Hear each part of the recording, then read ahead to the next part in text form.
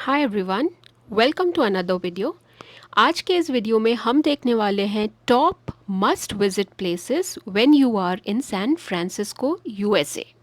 Video के end में मैंने एक बहुत खूबसूरत जगह मेंशन की है, तो वीडियो को ज़रूर एंड तक देखिएगा। ये सब जगहें घूमने के लिए 2 दिन आपके लिए काफ़ी होंगे। चलिए शुरू करते हैं। Number one must visit spot is none other than the famous Golden Gate. आप एक 2 day hop on hop off बस टूर बुक कर सकते हैं जिसका price somewhere around 12 to 13,000 INR पर पर्सन होता है और वहाँ पे ये सारे स्पॉट्स कवर किए जाते हैं। गोल्डन गेट ब्रिज पे पहुँचते ही सबसे पहले यहाँ एक बड़ा सा विजिटर सेंटर है और उन्होंने ब्रिज के केबल का एक टुकड़ा यहाँ पे डिस्प्ले में रखा हुआ है। यहाँ पे काफ़ी सारे बोर्ड्स लगे हुए हैं जिसमें उन्होंने सारे facts and figures about the Golden Gate Bridge बताए हुए हैं। गोल्डन गेट ब्रिज 1933 टू 1937 यानी 4 साल के ड्यूरेशन में कंप्लीट हो गया था एंड अंडर बजट कंप्लीट हुआ था, यानी जितना उसका टोटल बजट था उससे कम पैसों में बन के कंप्लीट हो गया था उस टाइम पे।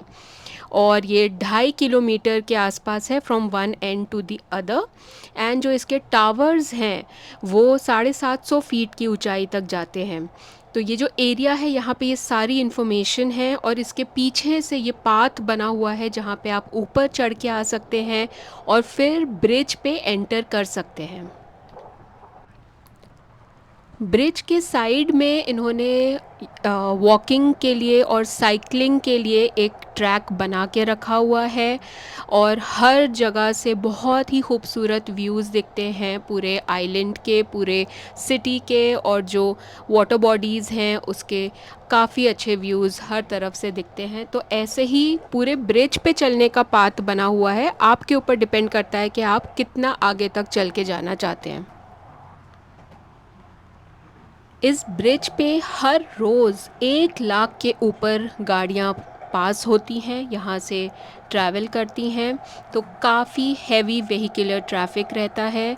और यहाँ पे देखिए डूज़ एंड डोंट्स हैं कि क्या अलाउड है क्या नहीं अलाउड है, और एक इमरजेंसी बटन है कि अगर कोई इमरजेंसी होती है तो आप कांटेक्ट कर सकते हैं इसे प्रेस करके। एंड काफ़ी अच्छा सेफ्टी नेट वगैरह लगाया हुआ है, फेंसिंग की हुई है, और ये जो वॉकिंग ट्रैक है ये ऐसे ही ब्रिज के साथ साथ चलता जाता है।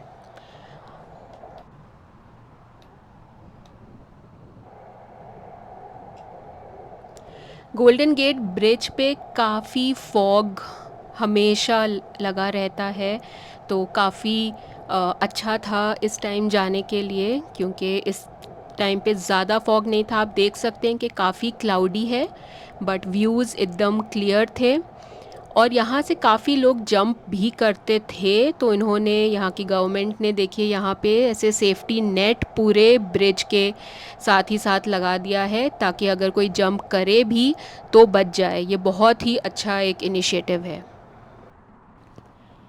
सैन फ्रांसिस्को में बहुत सारी आईटी कंपनीज़ हैं, सिलिकॉन वैली जिसे कहते हैं वो यहाँ से बहुत पास में है, तो आपको यहाँ पे काफ़ी इंडियंस दिखेंगे। तो एज एन इंडियन मुझे वो देख के बहुत अच्छा लगा। यहाँ से व्यूज़ बहुत ही अच्छे दिख रहे थे पूरी सिटी के, सैन फ्रांसिस्को बे के, और जो छोटी छोटी आइलैंड्स हैं तो वो सब एंजॉय करके हम चलते हैं अपने नेक्स्ट स्पॉट पे जो है सैन फ्रांसिस्को का मोस्ट फेमस ट्रैम या फिर केबल कार। ये केबल कार्स फिशरमैन वॉफ पे आपको दिख जाएगी, वहाँ से स्टार्टिंग पॉइंट है और ये 150 साल पुरानी है। 1873 में स्टार्ट हुई थी और तब से चल रही हैं। मैनुअल ड्रिवन केबल कार्स हैं, इसमें कोई इंजन नहीं है, तो अंडरग्राउंड केबल सिस्टम है जो हेल्प करता है ये केबल कार्स चलने में। और इनके 3 रूट्स हैं सैन फ्रांसिस्को सिटी में, तो आप कोई भी रूट एक्सप्लोर कर सकते हो। टिकट प्राइसेस कुछ $8 है पर साइड, जो वन साइड का ट्रिप है उसके लिए, यानी कि कुछ 670 इंडियन रुपीज़। इनका एक डे पास भी है जो 15 यूएसडी का है, यानी कि कुछ 1250 रुपये का इंडियन रुपीज़ के हिसाब से। अगर आप मल्टीपल राइड्स दिन में करेंगे तो वो ज़्यादा प्रॉफिटेबल और ज़्यादा बेनिफिशियल रहेगा आपके लिए। तो एक इस स्पॉट से स्टार्ट होती है और पूरे एंड तक जो उनका यूनियन स्क्वायर या मार्केट सिटी है वहाँ तक जाता है। और यहाँ पे ऐसे टिकट कियोस्क बने हुए हैं जहाँ से आप अपनी टिकट लेके ट्रैम में बैठ के and then you can start the journey. Tram या cable car, usually cable car ही कहते हैं यहाँ पे सब लोग।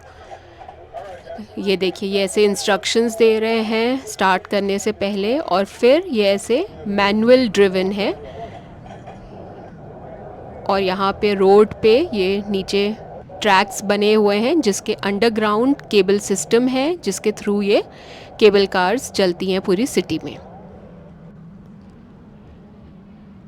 सैन फ्रांसिस्को की जो स्ट्रीट्स हैं वो काफ़ी एलिवेशन पे हैं, तो आपको इस राइड पे up hill and down hill काफ़ी जर्नी मिलेगी।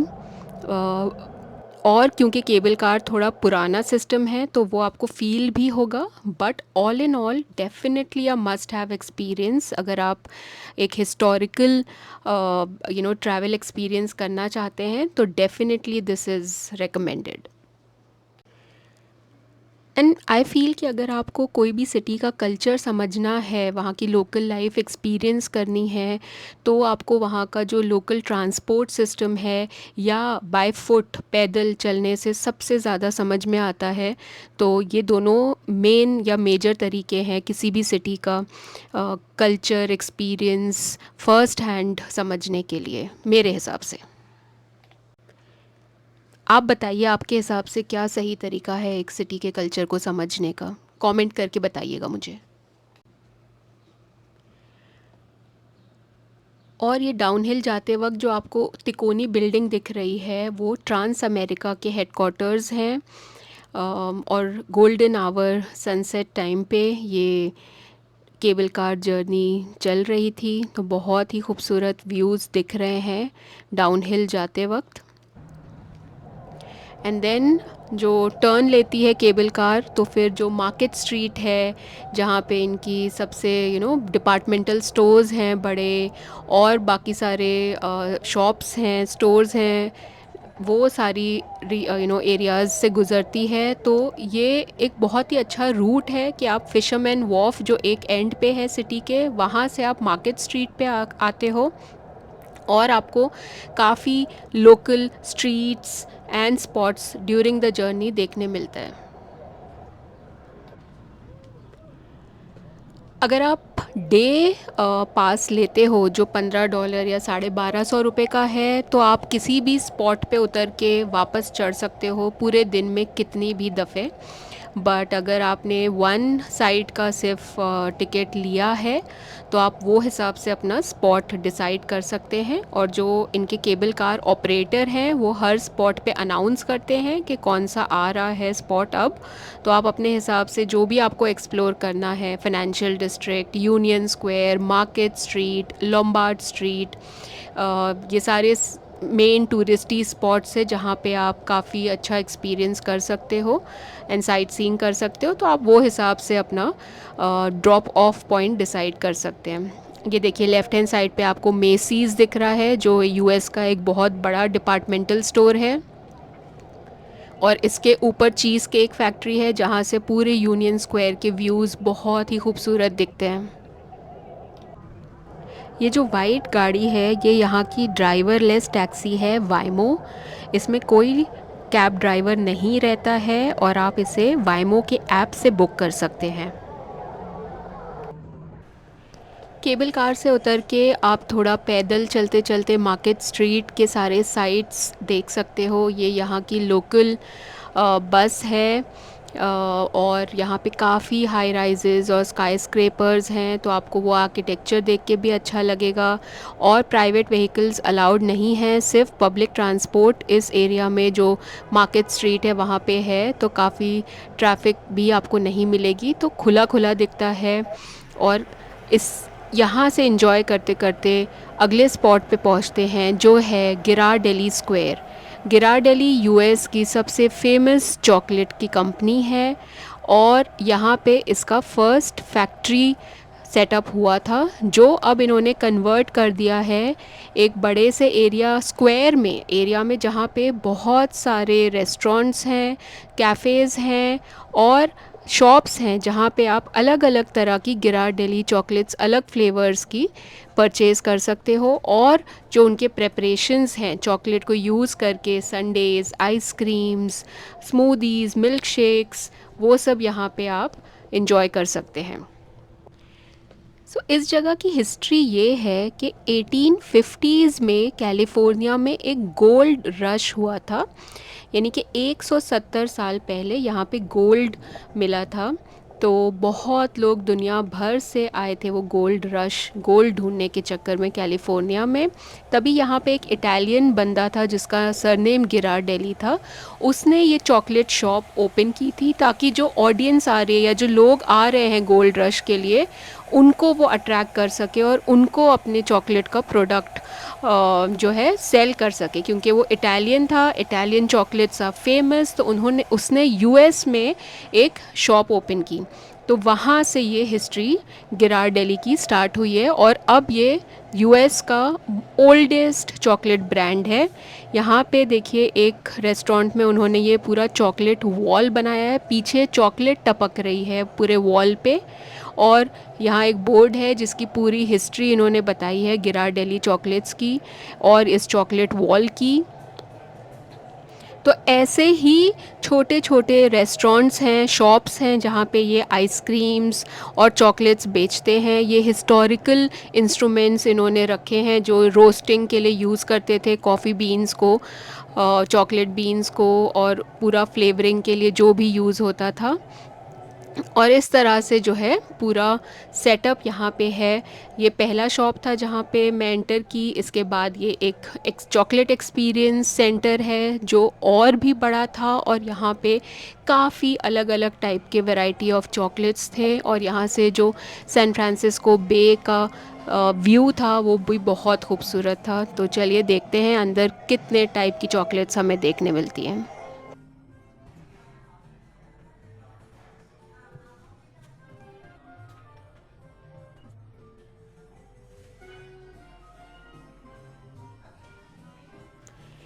ये देखिए इतनी सारी अलग वैरायटी के चॉकलेट स्क्वायर्स हैं यहाँ पे, तो आप पिक एंड चूज़ करके अपने हिसाब से अपना पैकेट बना सकते हैं। मुझे तो इतने चॉकलेट्स देख के ही दिल भर गया था। बट देखिए अलग अलग फ्लेवर्स भरे हुए हैं यहाँ पे,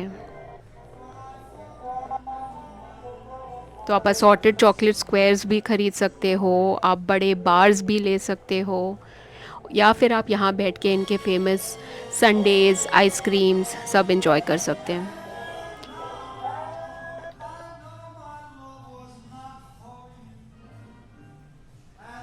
क्योंकि हम फिशरमैन्स वॉफ पे हैं, बढ़ते हैं अगले नेक्स्ट मस्ट विज़िट स्पॉट पे जो है बूडन बेकरी। ये भी 150 साल पुरानी है, 1849 में स्टार्ट हुई थी, और तब से यहाँ पे जो फेमस कैलिफोर्निया या सैन फ्रांसिस्को सारडो ब्रेड्स हैं वो बने जा रहे हैं। देखिए अलग अलग शेप्स में ब्रेड बन रहे हैं, और ऐसा पब्लिक डिस्प्ले एक किया हुआ है कि लोग देख सकते हैं किस तरह से यहाँ पे सारडो फ्रेशली बनाया जा रहा है। और इसके अंदर इनका बहुत बड़ा कैफ़े या होटल टाइप का है, तो वहाँ पे आप जाके फेमस क्लैम चाउडर जो होता है, जो एक सारडो बोल होता है उसके अंदर सूप और सी फूड का मिक्सचर होता है, वो बहुत फेमस है और वो आप यहाँ पे एक्सप्लोर कर सकते हो। Definitely recommended. बूडन बेकरी से पेट पूजा करने के बाद आप जा सकते हैं यहाँ के फेमस पियर 39 पे, जहाँ आपको दिखेंगे फ्रेंडली सी लायंस।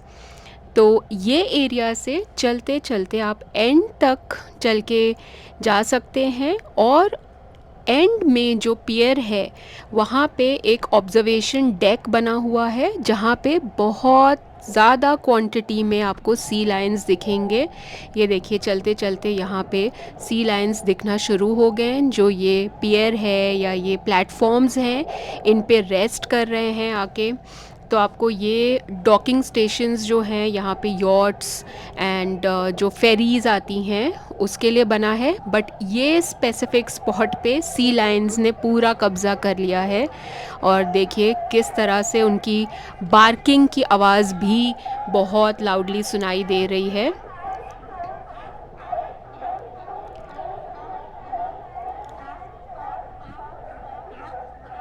ये आपस में ऐसे खेलते रहते हैं, लड़ते रहते हैं, और पानी में स्विम करके वापस ये प्लेटफॉर्म पे आ जाते हैं। तो थोड़ी देर यहाँ पे आप टाइम पास करके इनका व्यू देख के, सी लायंस का बिहेवियर और पूरी जो इनकी हैबिट्स हैं वो थोड़ी बहुत देर ऑब्ज़र्व करके आप यहाँ पे अच्छा टाइम स्पेंड कर सकते हैं।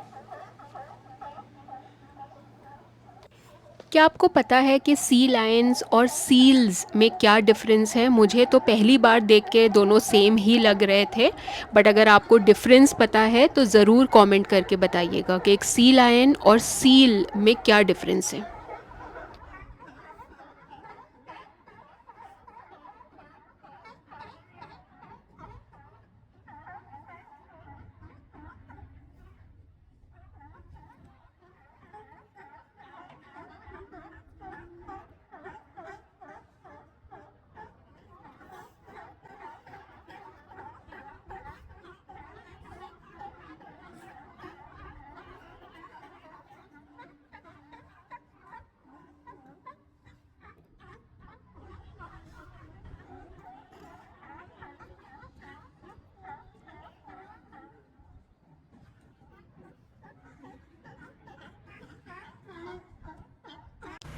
हमारा अगला मस्ट विज़िट स्पॉट है यहाँ का फेरिस व्हील, या सैन फ्रांसिस्को आई, या स्काई स्टार। इसका ऑफिशियल नाम स्काई स्टार है, जो एक व्हील है और ऑब्जर्वेशन के लिए यूज़ करते हैं। यहाँ की टिकट प्राइस आपको 19 यूएस डॉलर है, करीबन 1500 के आसपास, और ये सुबह 10 बजे स्टार्ट होता है। तो हर एक कैप्सूल में आप अपना ग्रुप, या अगर आप अकेले हैं तो आप जा सकते हैं, और ये 4 बार राउंड लेता है, या जो उसका सर्कल है वो 4 बार घुमाते हैं, और वहाँ से आपको बहुत ही खूबसूरत व्यूज़ दिखते हैं गोल्डन गेट के, और पूरे हाई जो स्काई स्क्रेपर्स हैं, हाई राइजेज़ हैं उनके, और जो बे एरिया है या वहाँ के वाटर बॉडीज़ हैं, उसका जो आइलैंड्स हैं, अल्कट्राज़ हो गया, बाकी आइलैंड्स हो गए, उन सब का भी बहुत ही खूबसूरत व्यू दिखता है एक हाइट पे जाने के बाद। और ये काफ़ी स्लो घूमता है, ताकि आप सुकून से सारे स्पॉट्स देख पाएँ, आइडेंटिफाई कर पाएँ। और 4 बार घूमता है, तो वो हिसाब से भी आपका पैसा वसूल हो जाता है, और अच्छा खासा टाइम मिल जाता है आपको सारे स्पॉट्स ऊपर से एक हाइट से देखने का।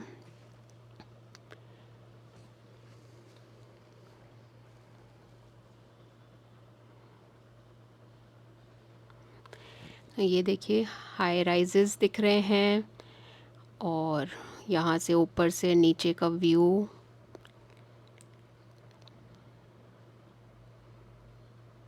पीछे गोल्डन गेट ब्रिज दिख रहा है बैकग्राउंड में।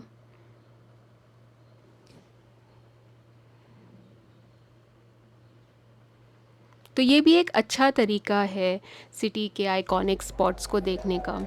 ये एक्टिविटी कंप्लीट करने के बाद हमारा नेक्स्ट मस्ट विज़िट स्पॉट है अल्कट्राज़ आइलैंड, जो कि एक जेल हुआ करता था कुछ सालों पहले तक। हर आधे घंटे में सुबह 9 बजे से यहाँ पे फेरी स्टार्ट होती हैं, और अल्कट्राज आइलैंड तक डिस्टेंस आपको जो लगता है या टाइम जो लगता है वो आधे घंटे का टाइम है। अगर आप यहाँ से टिकट लेते हो तो उसमें आपको एक ऑडियो टूर या ऑडियो गाइड इंक्लूडेड होता है, और वो आप सुन के उस पूरे एरिया की इन्फॉर्मेशन आपको ऑन द स्पॉट अलग अलग स्पॉट्स पे जाके मिल जाती है उसी ऑडियो टूर के मदद से। बहुत ही यूनिक एक्सपीरियंस है। अगर आपको पता हो, अंडमान में हमारे इंडिया में भी काला पानी जो था, जो जेल है, वो वही सिमिलर लाइंस पे अल्कट्राज भी है। तो दोनों सिमिलर ही एक्सपीरियंस थे, बट ये काफ़ी इनफेमस जेल हुआ करता था अल्कट्राज। फेरी से उतरते ही ये पॉइंट पे यहाँ पे जो रेंजर हैं वो सारी इन्फॉर्मेशन देते हैं कि आपको कहाँ से अपना अल्कट्राज आइलैंड टूर स्टार्ट करना है। एक मैप देते हैं और फिर ऑडियो टूर कहाँ से पिकअप करना है वो बताते हैं। इस पूरे प्रिजन आइलैंड को एक्सप्लोर करने के लिए आपको कम से कम 2 घंटे डेफिनेटली चाहिए, और बहुत चलना पड़ेगा, तो कंफर्टेबल शूज़ पहन के जाइएगा। और ऐसे अपहिल भी काफ़ी चलना पड़ता है। तो सबसे पहले एंटर होते ही जो मेन ये पूरा अपहिल एक पाथ आता है, वहाँ से व्यूज़ और फेरीज़ बहुत अच्छे दिखते हैं। और फिर एक पॉइंट पे जाके आपको प्रिजन का मेन एंट्रेंस दिखेगा जहाँ से आप एंटर कर सकते हैं। ये प्रिज़न बेसिकली 1930 टू 1960 यानी कि 3 साल तक ही ऑपरेशनल था। उसके बाद बहुत हाई कॉस्ट आ रहे थे यूएस गवर्नमेंट को, तो उन्होंने फिर इसे बंद कर दिया। और ये प्रिज़न फेमस है कि यहाँ से कोई एस्केप ही नहीं कर सकता था। तो 1962 में 3 कैदियों ने यहाँ से भागने की कोशिश की थी, बट किसी को नहीं पता कि उनका क्या हुआ, क्योंकि ना ही वो पकड़े गए और ना ही वो उसके बाद कभी मिले। और इस पे कोई हॉलीवुड मूवी भी बनी है। तो ये सब आपको ऑडियो टूर में इंफॉर्मेशन मिलती है। एंटर होते ही ये देखिए, यहाँ पे एक कॉमन शावर एरिया था फॉर द प्रिजनर्स। तो बहुत ही अजीब दिख रहा था। और फिर उन्होंने छोटे छोटे ये सेल्स दिखाए जो हर एक कैदी के लिए, यही पूरा जेल है। यहाँ पे ही उनका बेड, बाथरूम, स्टडी सब कुछ, और छोटे से शेल्फ्स बना के रखे हैं। तो उस ज़माने में 1962, 1930 टू 1960 किस तरह से ये पूरा जेल का सिस्टम था, ये सारी इन्फॉर्मेशन यहाँ पे है। और कुछ लोग जो है कैसे अपनी हॉबीज़ भी यहाँ पे जेल में रह के परस्यू करते थे। कुछ लोग म्यूजिशंस थे, कुछ जो है पेंटर्स थे। फिर ये एक एरिया था जहाँ पे उनके लिए रिक्रिएशन या आउटडोर एरिया था, जहाँ पे वो जाके during the day outdoor activities करने का उनको टाइम मिलता था, स्पोर्ट्स खेलने का टाइम मिलता था कुछ टाइम के लिए ड्यूरिंग द डे।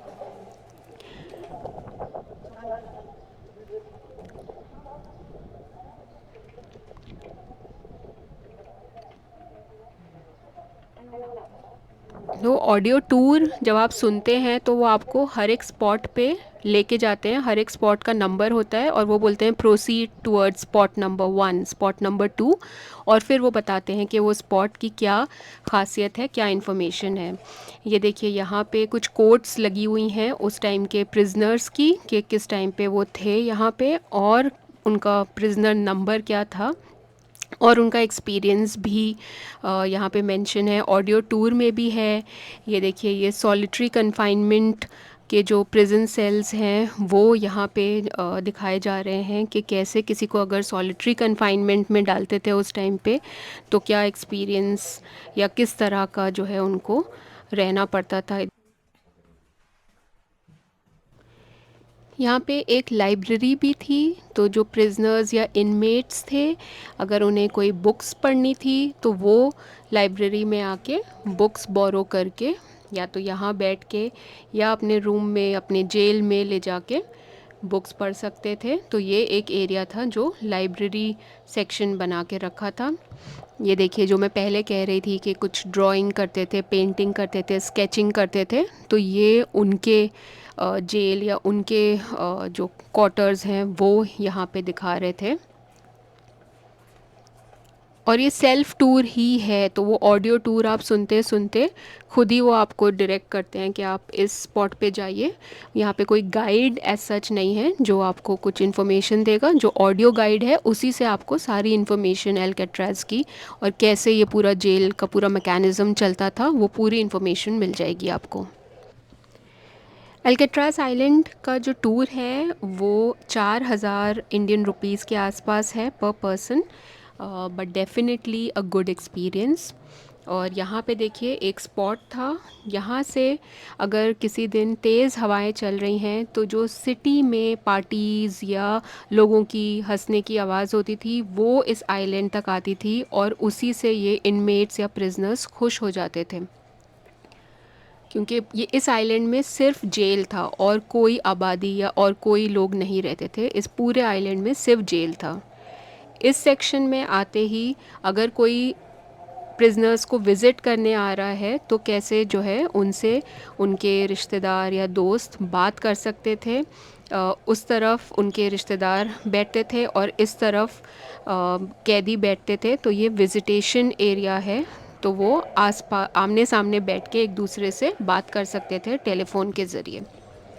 और फिर यहाँ पे ये एक वर्कर या यहाँ पे जो हैं कोऑर्डिनेटर वो बता रहे थे कि कैसे जेल के दरवाज़े एक ही साथ जो है खुलते और बंद होते थे। तो पूरी रो का जो जेल का दरवाज़ा है वो एक साथ खुलेगा या एक साथ बंद होगा। तो वो मैकेनिज़्म का पूरा एक 10-15 मिनट का टूर था या 10-15 मिनट का एक ऐसे बता रहे थे, सारी इन्फॉर्मेशन दे रहे थे यहाँ पे।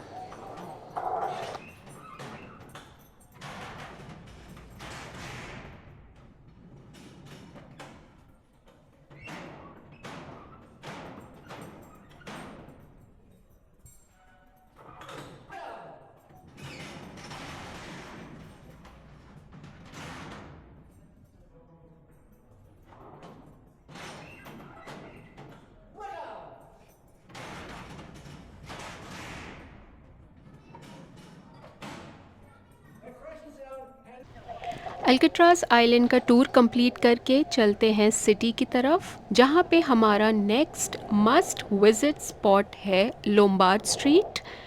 ये वर्ल्ड्स क्रूकेडेस्ट स्ट्रीट है या दुनिया की सबसे टेढ़ी मेढ़ी रोड्स में से एक। बेसिकली ये एक छोटा सा स्ट्रेच है जो काफ़ी एलिवेशन है और उस एलिवेशन को कम करने के लिए एक बेंड्स की तरह से रास्ता बनाया है।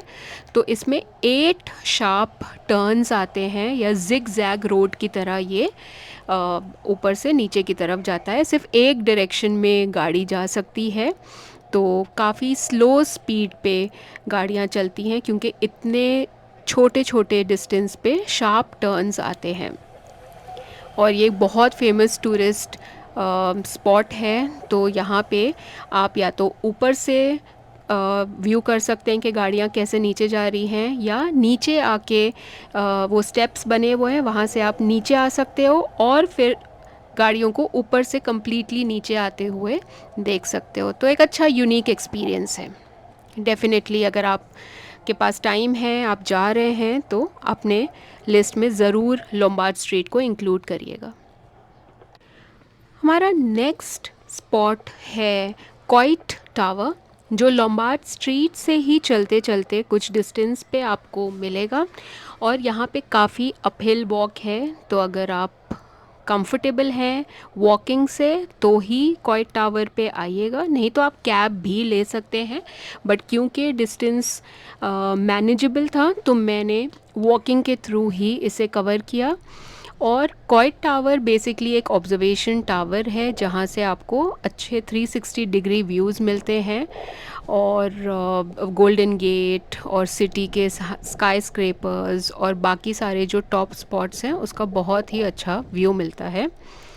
और यहाँ पे एंटर होते ही आपको ये 1933 में बिल्ट हुआ था तो उसकी इन्फॉर्मेशन दिखेगी, और अंदर जाते ही जो ग्राउंड फ्लोर का एरिया है वहाँ पे पेंटिंग्स दिखेंगी कि जब 1933 और उसके आसपास के सालों में ग्रेट डिप्रेशन हुआ था यूएस में, तो वो टाइम पे लाइफ कैसी थी लोगों की, उसका एक इन्होंने पूरा यहाँ पे पेंटिंग्स ग्राउंड फ्लोर पे बनाए हैं। और फिर एलिवेटर लेके आप ऊपर जा सकते हैं। अनफॉर्चुनेटली जब मैं गई थी तो वो एलिवेटर बंद था और मुझ में इतनी हिम्मत नहीं बची थी कि मैं सीढ़ियाँ चढ़ के ऊपर जाऊँ, तो मैंने बस ग्राउंड फ्लोर की पेंटिंग्स देखी और फिर मैं यहाँ से निकल गई। हमारा नेक्स्ट मस्ट विज़िट स्पॉट बहुत ही कलरफुल और बहुत ही यूनिक है। ये है सैन फ्रांसिस्को का चाइना टाउन। चाइना टाउन में आपको बहुत क्यूट शॉप्स दिखेंगे, बहुत अच्छी स्ट्रीट्स दिखेंगी जो वेरी वेल डेकोरेटेड हैं। ये देखिए, ऐसे आपको चाइनीज़ लैल्टेन्स पूरी जगह स्ट्रीट्स पे डेकोरेटेड दिखेंगे। और चाइना टाउन जो है, जो सैन फ्रांसिस्को का है चाइना टाउन है, वो एशिया के बाहर सबसे बड़ा चाइनीज़ कल्चरल हब है या कॉलोनी है। एशिया के बाहर सबसे ज़्यादा चाइनीज़ अगर कोई रहते हैं तो वो सैन फ्रांसिस्को के चाइना टाउन में रहते हैं। और ये भी उसी टाइम स्टार्ट हुआ था जब कैलिफोर्निया में गोल्ड रश था, यानी कि 1849 1850 के आसपास। सो 150 साल के ऊपर या 170 साल के ऊपर हो चुके हैं इस पूरे कॉलोनी को, इस पूरे एरिया को यहाँ पे स्टार्ट हुए हुए। और आपको यहाँ पे सारे चाइनीज़ आर्टिफैक्ट्स और शॉप्स दिखेंगी, तो अगर आप चाहें तो यहाँ से चाइनीज़ सोवेनिर्स भी ख़रीद सकते हैं, या तो बस आप मेरी तरह विंडो शॉपिंग करके यहाँ के कलरफुल चीज़ों का व्यू एंजॉय कर सकते हैं और यहाँ की जो बसलिंग स्ट्रीट्स हैं उनकी एनर्जी फील कर सकते हैं।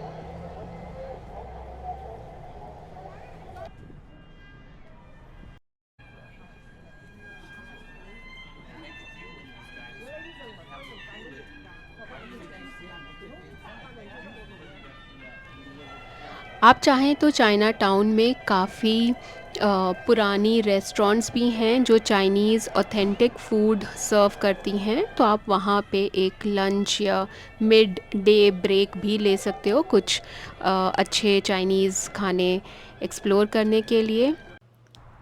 सैन फ्रांसिस्को सिटी के मस्ट विज़िट स्पॉट्स में हमारा आखिरी स्पॉट है पैलेस ऑफ फाइन आर्ट्स। ये 1915 में बनाया गया था किसी एग्ज़िबिशन के लिए, यानी 110 साल पुराना है। ये ग्रीक रोमन आर्किटेक्चर का स्ट्रक्चर है और एक काफ़ी बड़े से एरिया में पिलर्स और आर्चेस और डोम्स हैं और बहुत ही खूबसूरत दिखता है। गार्डन्स हैं, एक लेक है जहाँ पे आप बेंचेस बने हुए हैं, तो आप वहाँ बैठ के बस थोड़ी देर आराम की सांसें ले सकते हैं। पूरी सिटी घूमने के बाद जो आपके पैरों में दर्द होने वाला है वो आप आखिर में यहाँ पे आके रिलैक्स करके और अच्छे व्यूज़ एंजॉय कर सकते हैं।